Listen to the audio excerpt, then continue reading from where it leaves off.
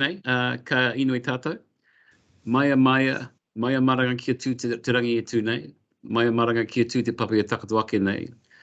Kia tupu te mana, kia rere te tapu. Kia kōkiri te kaupapa e hua nei e tēnei menunga. Whanau, haramai te toki. Haume hui e tae ki e. Kia ora. Kia ora.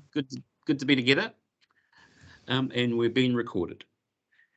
So, apologies. Is David an apology? I think David is, at least for timing. Yeah. Okay. So I'm happy to move the apologies. I'll second those. All in That's favour? Robin. Sorry, that was Robin. Aye. Aye.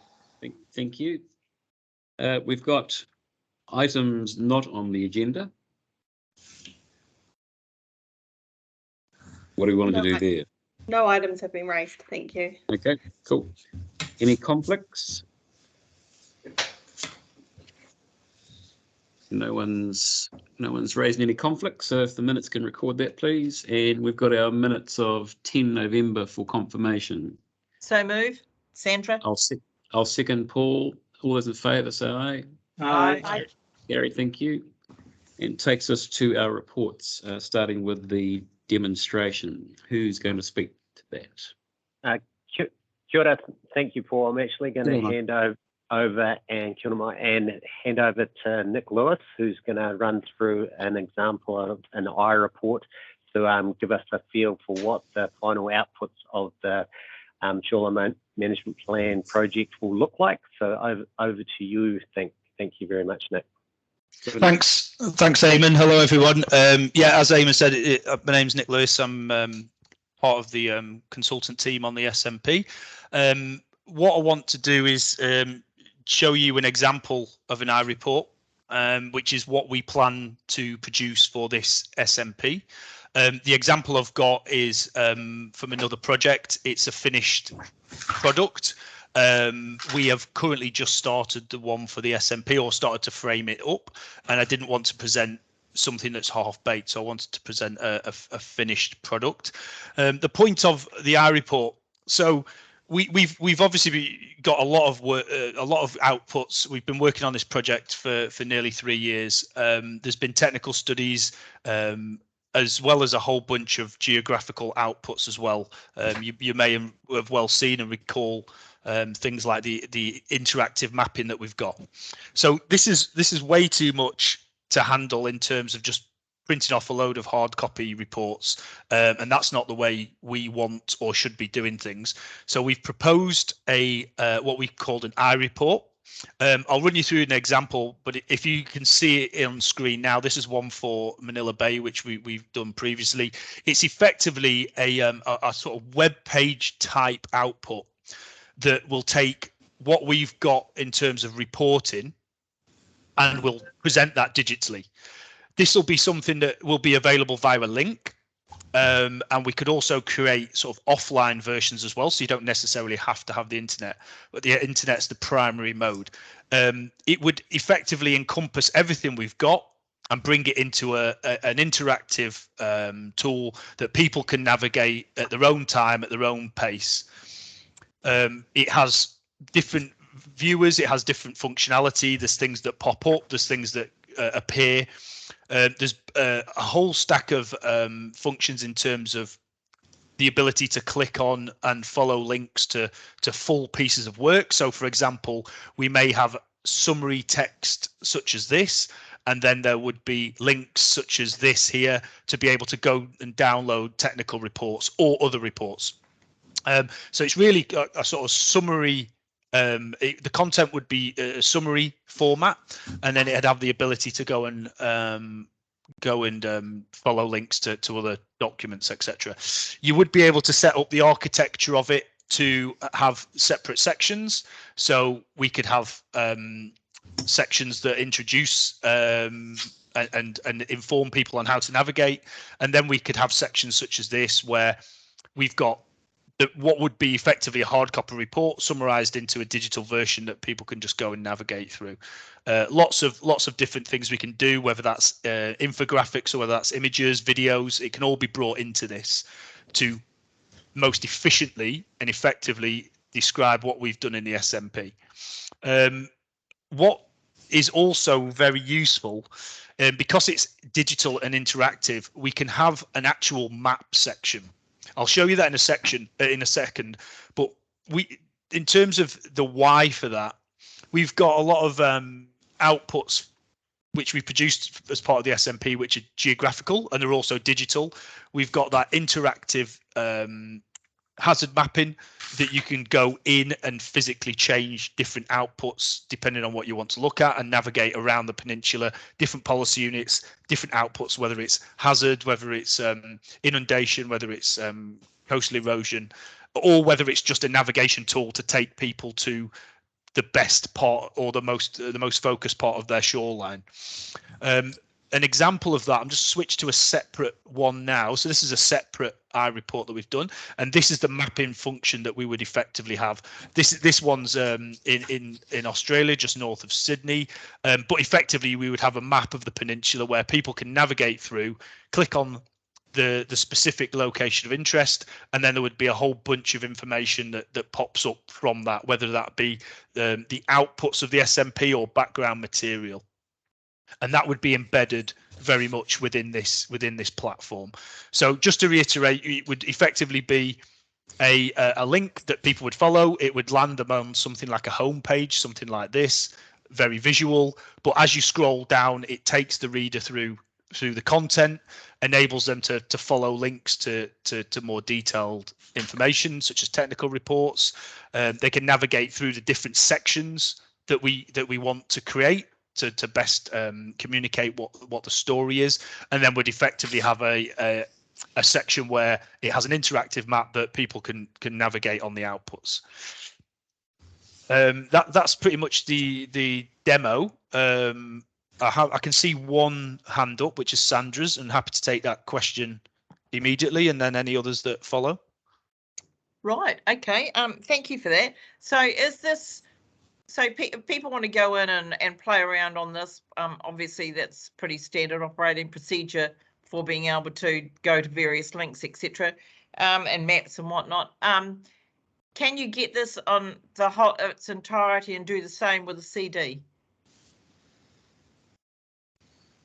Very good question. We would be able to. Well, we could explore ways we could do this. I think you would be able to download an offline version, if you like. We take the offline version and save it as a fixed product. Whether it would have I don't think it would have the full functionality of the interactive map, but it certainly would have some of those functions. So I think that the bulk of the product, the bulk of the output would be yes, but it might just have some functionality that it just lacks. But I don't think that would be material to telling the story. So people might just want to purchase a CD and be able to look at it in their own Yep. time without. And the other part is hard copy. Are people going to be able to get a hard copy of the information, whatever bits of information that they want? Yes, this will probably be covered by others, and I could probably explain it a bit more fuller, but we certainly will have all those technical documents. Effectively, the whole SMP will be at certain locations in hard copy. Yeah, okay. Yeah. This sorry, I should have actually explained that in my preface, actually, that this wouldn't replace that. This would be an addition. This wouldn't be the only output from the SMP. Right. Thank you. You're welcome. And there was another question Yes. from Robin. Robin Oh, Sanzan. Yes, hi Nick. My question was sort of related to the upkeep of the data, because it looks like there's a lot of information there, and I'm worried that it'd become needing to be updated. And so I'm just wondering, where the responsibility lies for updating the data that goes into this. Yeah, it's a good question. The outputs of the SMP would be relatively fixed anyway, and that would go into this iReport. But it would remain a live product and could be updated if the information is updated. But ultimately, whether it's a hard copy or an iReport, the outputs from the SMP at that point will stand. What this enables you is that ability to update it live, update it and have that live link. as opposed to a hard copy that then would obviously be revised at a later date. But it's a good question, and it's something we need to work out going forward. Certainly the initial output would be fixed, and then it would be a discussion that we need to have in terms of updating that going forward. Okay, lovely, thank you. Sean? Yes, thanks, Nick. I just wanted to add that what we will do, Robin, is we would when we finish the project, we will hand our GIS, in effect, over to TCDC. And so once we've done that, what that means is the interactive mapping and those sorts of things that are the backdrop to the iReport could in time be updated and then connected back to the iReport or the website. So Okay, all of this would be owned and operated by TCDC. Yes. Thank you. Okay, it looks like that's the questions. Just checking any others. I'm happy to move the resolution. Sandra? Happy to second, Robin. Thank you, Robin. So that's the resolution on page 8. All those in favour? Aye. Against, abstentions, carried. Thank you. Takes us to the draft Shoreline Management Plan. Eamon, are you going to pick this one up? I'll introduce this one. There's a bit contained here in terms of it gives you a background, an understanding of the contents of what the finished product's going to look like. There's also a link in here that shows the site-specific strategies, and it's important to reflect back on the iReport and understand that the rationale for the iReport is that there is so much information, and that's part of what's shown in very outline form in this report. Eamon, I was just asking if you're going to pick this up because I wanted you to. It sounds like you are. I wanted just to give, because I don't think I've seen in the papers. Can someone give us a very and happy for you, of course, a very quick update to where we are in the process? So in terms of the process, we've had another iteration of coastal panel meetings, and that has led to us going from the posters, which you would be familiar with, and the pathways, to developing more of a strategy for each policy unit. So each policy unit has those pathways in it, has those triggers, but there's also some words around what is the strategy for each area. So those are probably 3-4 page documents for 100-ish areas. Not quite every area needs a strategy, but there's a lot of work that's gone into those. Those have gone through the coastal panel, and we've indicated that may have been the final coastal panel meeting, but we also have a placeholder for those coastal panels. So starting tomorrow, we'll embark on our next and final round of public consultation, where we'll have the full strategies available for the public. So that's a 3 or 4 page information. We'll support that through presentations and discussions, and we'll take any additional feedback or requests for change at those public meetings. Then we pick up those requests and we take that, if required, back to the coastal panels and that placeholder meeting.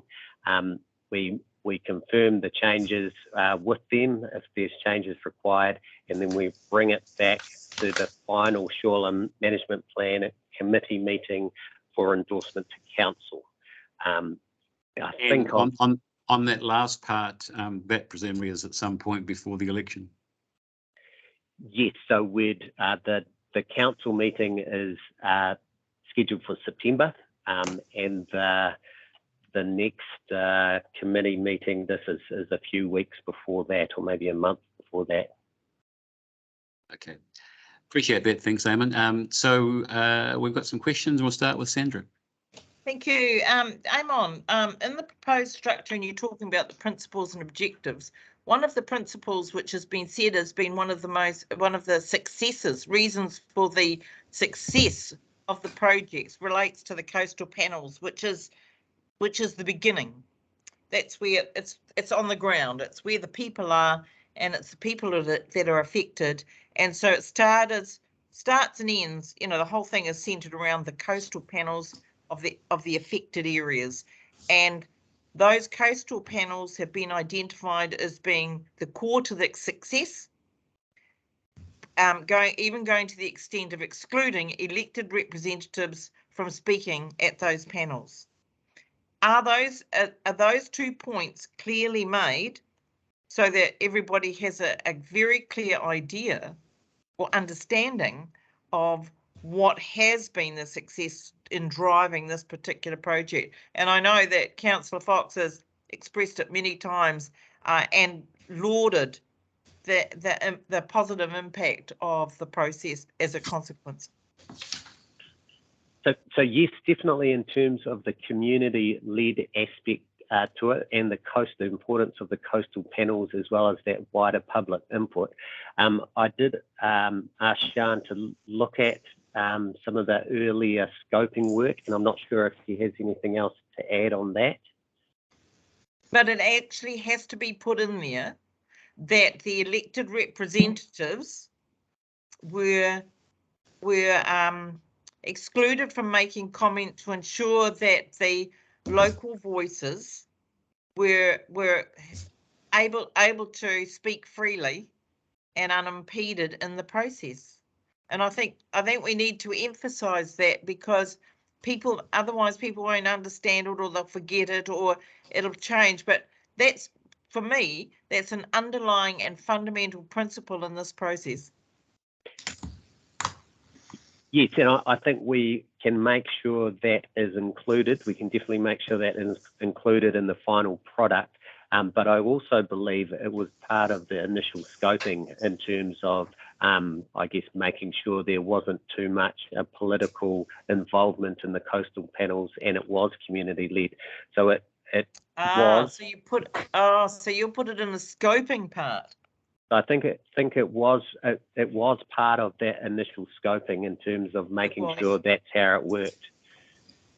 But I want the actual words in the document, so that it's on record about the process and what those elements of the process were that made it so successful. And that was definitely one, even though we're still having to fight for that to be maintained. Okay, that's me. Cassandra, any other questions or discussion, folks? If not, we have our recommendation to receive the report. I'm happy to move. Can I have a seconder, please? Yeah, I'll second that. Thanks, Jerry. All those in favour say aye. Aye. Aye. Against, abstentions, carried. Thank you. Takes us to principles and objectives. Kia ora, Eamon. Kia ora. So a good process or a good step is to reflect back on the principles and objectives, and that's what the project team has done. And through the principles and objectives, we believe we've met, as far as we can, all the principles and objectives. And I'd like to just expand on the objectives slightly. Some of the objectives we've met as far as we can, and that we've, for example, reduced the risk to the community by understanding the hazards and making the wider community aware of the hazards and the risks. But we haven't gone as far as implementing any plan changes or other aspects to fully achieve the objectives. So we've gone part way in achieving the objectives in terms of as far as we can, but there's more work to be done. Reflecting back on the principles, there is one that we feel more effort is required, and that is the engagement that relates to the engagement with iwi and the Mātauranga Māori aspect of the project, and that's one of the resolutions proposed. So happy to, is that a question there, Sandra? I do. So even though I didn't take my hand down. So I'm reading number 2, which I'm just interested in. It's got consistent with Te Tiriti o Waitangi, mana whenua will be engaged with partners, provided the opportunity to participate at all levels of the SNP process, and iwi interests such as Mātauranga Māori will be protected. is protected the right word? Because it's a bit more than that. I would have thought that. So the thing I'm thinking of is that we have iwi management plans, and it's a bit more than just it's protect. What does protected mean? Eamon, just on that point, and I understand where the mayor's coming from, but just checking the context. Am I reading the report correctly that this is a principle that's been there since the outset, and the question that's been raised is further work required to adhere to that principle? And I recall at the last week, I think it was, discussion around one of the items that would benefit from further discussion with the folk in and around Manaia as one example. Have I got that right, or am I off beam? Yes, you've got that right, Paul. So there's an element of, we have talked with folks at Manaia or made contact, but we don't believe the work required at Manaia and other places will end in September. There will need to be an ongoing engagement and a partnership approach required, and that's the point of this resolution. So just to be clear, as I understand it, Sandra, the team's not putting up a new wording for us. It's reminding us that this is a principle that's been there for a while, and as Eamon has just confirmed, is there further process required around that? But the point you've made is a fair one in terms of what are the things that go to achieving protection, of which you've given some examples. Yeah, well, it's a bit more that it's not even just you know, we've got to also consider iwi management plans, you know, and of which there are 2 that I'm aware of. There might even be more now that iwi is slowly, you know, the people, different hapu are sort of pulling together different plans. Yeah, I just thought it was a bit more than, it's not about, I suppose it's protection for everything, but just thought it was a bit more than that, because it hasn't been so actively incorporated. I'm thinking of the Waiapiako Coromandel Catchment Authority. I'm thinking, you know, the just that high level of planning.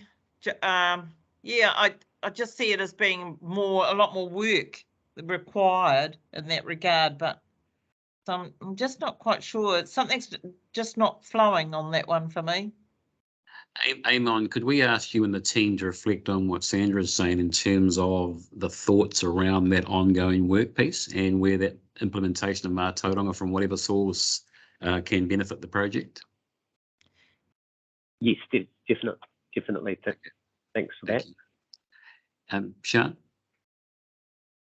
Actually, Paul, you took the words out of my mouth, really. I was going to say that what we can do as part of our next steps is develop that and make the point that protect isn't enough, that there's more to it than that, and that more thought needs to go into this. Okay, kapai. Any other discussion, folks? We have our 2 recommendations or resolutions for this one. Can I have someone to move? Oh, sorry, Robin. Sorry. Kia ora, Robin. Yes, hi. No, I actually had questions about the next part of the report, which is the project objectives, rather than the previous one, which is the overarching principles. So I know that there's a lot of work gone into this exact part, and so it was kind of disappointing not to see that dialogue as was in section 2 of the overarching principles. So some of I'll just hit you with all the questions, Eamon. So one of them related to point 3, which is to reduce the threat of coastal flooding and erosion to people, property and valued assets. And I wondered, I know this project is about adaptation, but that screams to me that there are risks that we can reduce. So is the Shoreline Management Plan going to make any mitigation suggestions? Are you going to start a conversation with the Sustainability and Resilience Group? Have you got any plans in that regard at all? That's the first question. There's more. That's actually in your last, in our last discussion point, isn't it? On the agenda. Yes, it is. To a good extent, it is part of that last part, implementation. But I suppose what we also can say is the project in itself, prior to implementation, has gone some way in terms of reducing the threat, because the information is available, and we're more aware, able to pick that information up as part of civil defence or emergency management. And so even though there's lots more to do as part of implementation, as far as we can, or as far as the project can, in its own right, has achieved some of these objectives, or has achieved these objectives to some extent. Yep. Okay, cool. But well, one of the other questions that I had was actually related to that emergency management link, because it's the emergency management is suggested in a couple of different places in the report, and then point 6 says to produce resilient coastal communities. And I did wonder whether you've been talking to the emergency management team, and I see that Gary Towler, who's our civil defence controller, is on board. So can I assume that yes, you've been talking to them already, and that's part of an ongoing relationship?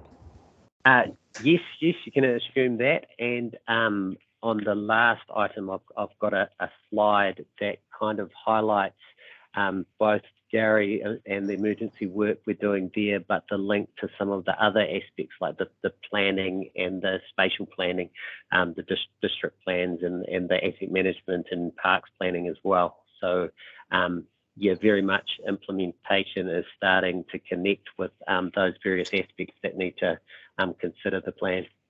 Excellent, thank you. And that's where the iwi, a really critical part of that component. So civil defence, iwi, and the Shoreline Management Planning team. Paul, the word that I was actually thinking of was integrated. Yes. It's just I'll leave you to think. I mean, I just think it just fits better. Yes. Anyway, I'll leave that to you to consider if you think that works in better. So I think integration is a much better way of incorporating it, since we haven't done that work yet. That work has not been done within this particular document. So sorry? Just to be absolutely clear, you're suggesting changing the word protected in the overarching principle number 2, so such as Matonga Māori will be protected. You want that integrated instead, because they're very different things. Protection and integration. Okay, so here it is. So we've got the shoreline management planning where basically everything is being driven by your community panels, and everything that's coming out of it is all being integrated together. So Manaia is another community panel in its own right to some extent, and so whatever is happening within that Manaia rohe is also needing to be integrated within the shoreline management plan. So eventually the whole thing, with iwi management plans, with the shoreline management plan, the whole civil defence, everything will have linkages. It'll all have to be pulled together, like spokes on a wheel. I'll come back to that. Thanks, Sandra. Kia ora, Robin. Well, yes, I mean, sorry, I said I had a whole series of questions, and I have just remembered another one. So going back to the project objectives, point number 5, to discourage inappropriate development in areas at risk from flooding and coastal erosion. Does that also cover the conversations that we're going to have about managed retreat and unacceptable risk and that kind of thing?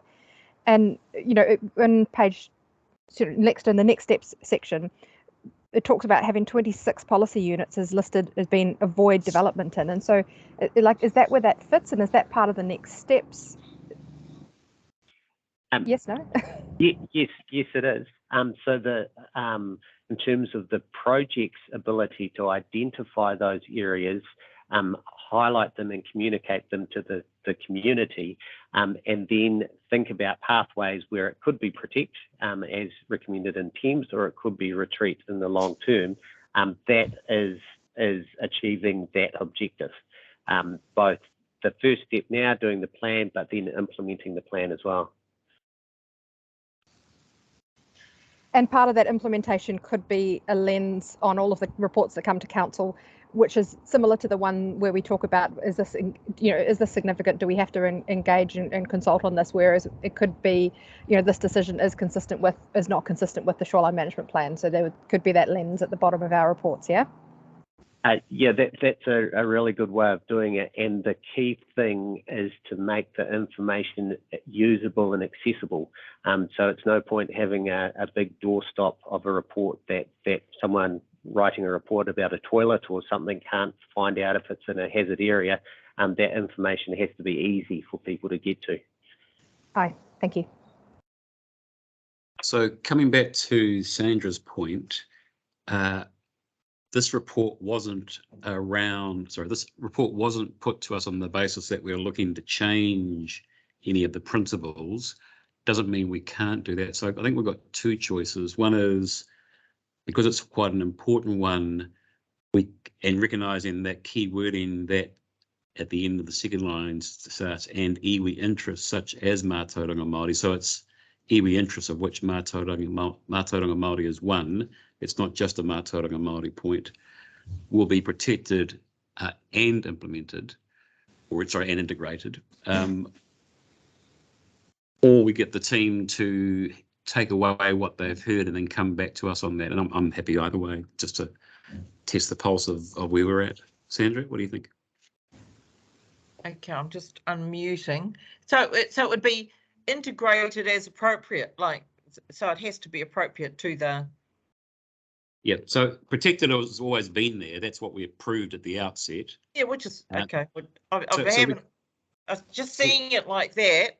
Yeah. With broader knowledge of everything, it just changes it slightly. Yeah.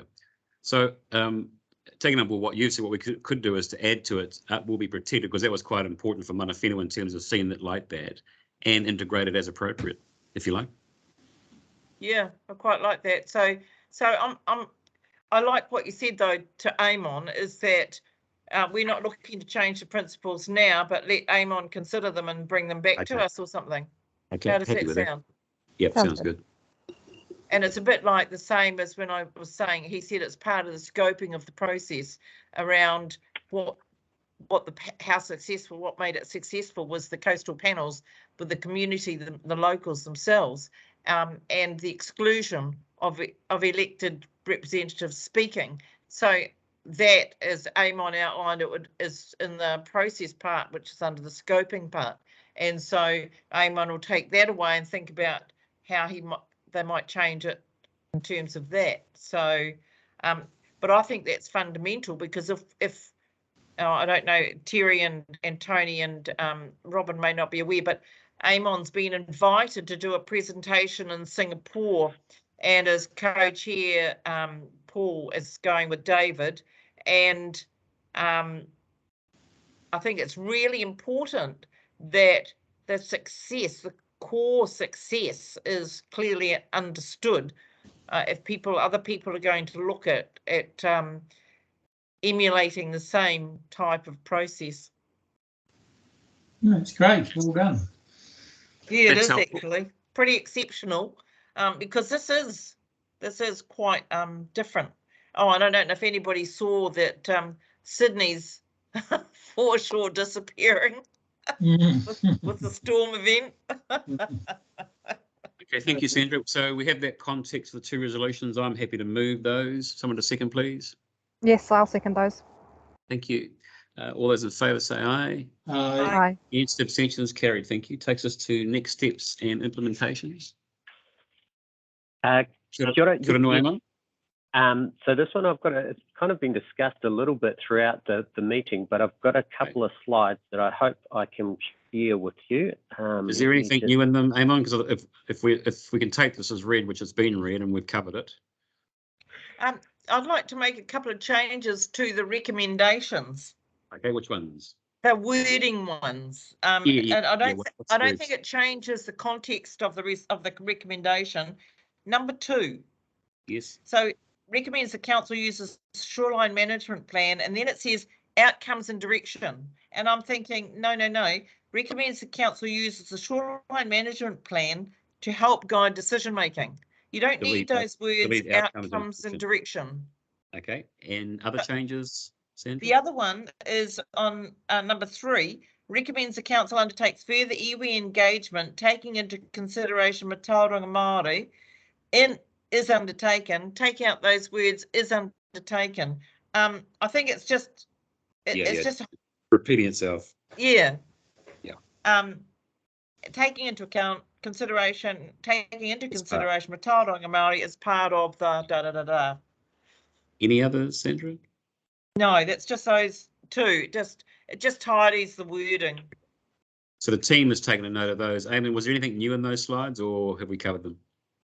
No, the main point was just to acknowledge some of the staff that are present at the moment who will pick up some of the outcomes, and we've touched quite a bit on the civil defence aspect. We've got Derek online, who's the parks manager, Jamie, who's going to be a coastal science, doing lots of dune planting, that type of work. So there's nothing new in those slides, but it's just acknowledging and connecting into those other staff who are going to be helping us to pick up the implementation of this plan. How many slides are there, Ramon? 4. 4. I think we should probably. Are you taking over the chair again, Mayor?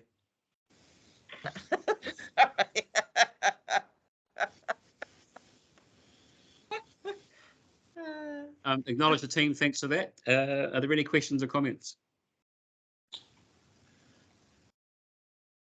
No, I think it's all pretty good. I just, I did have one, Paul, Mr. Chair. Yep. Just in the iwi engagement, I just wonder if we couldn't make some reference to iwi management plans and potential treaty provisions. You've heard that, Eamon? Yes, yep. And so we'll give that some consideration as well. Okay. Okay, So I'm we've going to got- ask a seemingly sorry. sorry, Paul. I just need to ask a seemingly dumb question. When you Sandra, when you refer to iwi management plans, what is there? I'm sure that there's another name for those. I'm not too sure what you're talking about. Okay, under the in the RMA, councils are obliged, must do, take into consideration iwi management plans, and we do have a Haraiki iwi management plan, and I think there's another one, maybe 2 as well. So we have to take those into account, and I think it's important that we do that as well for this process. There's also the treaty settlement, and while it hasn't yet been signed off in the House, it has been agreed, and so I think we can take it as read that it is going to be accepted in the House in its current form, and as a consequence, as part of the process of the Shoreline Management Plan and iwi engagement, we need to be mindful of that, because there's a pretty substantive change in the treaty settlement document, which I have discussed with you before. Yeah, no, sorry, it was just the phrase iwi management plan that was the unfamiliar part of that. Thank you. Okay. Okay, so we have the 5 resolutions and amended as for 2 and 3, as Sandra's taken us through. The team have taken a note of that. Can I have someone to, the Mayor, Sandra, you'll move that, please? Yeah, I'm happy to move that. Just before I do, one final thing there. So is the in those focus areas, where is the civil defence part? It's in one of the resolutions, and it's called emergency management. Oh, right. Okay, that's fine. Rightio. Okay. Sorry, I just missed who the seconder was there. Terry. Yeah, I'll Thanks, second Terry. that. Thanks, Terry. All those in favour say aye. Aye. Against, abstentions, carry. Thank you. Members' reports. Are there any? Not from me. I just wanted to reiterate the huge importance of Singapore, and I'm delighted that Paul, you can go as well, along with David. I think hugely important. This is significant. We've got one of the biggest coastlines in the country, and I think it's I think and flying the flag internationally is having people there of your gravitas alongside Eamon and the amazing work that he's done on this project, and Sian and all those people involved and the technical officers particularly as well. I think it's awesome, and I think it's a tribute to the work that everybody's done. Any other matters before we close up, folks? If not, again, as the Mayor has said, just want to acknowledge the huge amount of work our overall team's undertaken. Very, very positive, the results that have been achieved, and not too far away from reaching the end of at least this stage of, or that stage of the project. So looking forward to next steps. And with that, we'll just close up. Kia ora tātou. Ka ino tātou. Kia tau, kia tātou katoa, te ata whai atua tātou ere kia ukaraiti. Me te aro o te atua, me te whiwhinatanga ki te wairua tapu, ake, āmene. Take care, folks. Thank you. Appreciate it. Well done. Almost as good as me. Sorry, you've just done your Karakia, Paul, but can I just get a move and seconder for the members' reports, please? I'll move that, Esther. Robin. Thank you. Seconded. Thank you, Alec. Thank you, Sandra. Awesome. Well done, folks. Thank you. Thank you. Very good. Thank you, everybody.